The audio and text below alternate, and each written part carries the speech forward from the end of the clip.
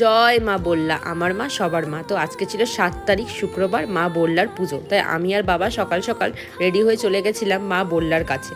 তারপর দেখো আমাদের ধান কেটে চলে গেছিলাম বললাই। সব থেকে বড় কথা, আমাদের বাড়ি থেকে মাত্র 5 মিনিটেই রয়েছে বললা। দেখো দেখতে দেখতে বললাও চলে এলাম।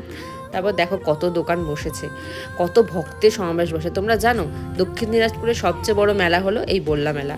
আর এই বললা মেলা 4টা দিন যে বললা স্টেশন রয়েছে সেখানে ট্রেন দাঁড়ায় মায়ের মহিমার জন্য, যাতে মায়ের ভক্তরা মাকে দর্শন করতে পারে দূর দূরান্ত থেকে। তারপরে ফুল আর মায়ের ভোগ নিয়ে চলে গেছিলাম মার কাছে, মার মুখ দর্শন করবো বলে। দেখো কত ভক্তের সমাগম ঘটেছে, কি ভালো লাগছে না দেখতে, খুব আনন্দ লাগে। এই মা এলে জানো তো খুব ভালো লাগে, মাকে মনে হয় কি চোখ ভরে দেখি। তারপরে মা এই 4টা দিনের জন্যই আসে, মাকে দেখলে মনে হয় মা তুমি সারাদিন থাকো এখানে। মাকে দেখলে আমার চোখটা ভরিয়ে যায়, আমার কেন প্রত্যেকটা ভক্তরই তাই হয়। দেখো মায়ের সেই অপরূপ দৃশ্য, কি ভালো লাগছে না, মাকে সবাই সোনা পড়াচ্ছিল, দারুণ।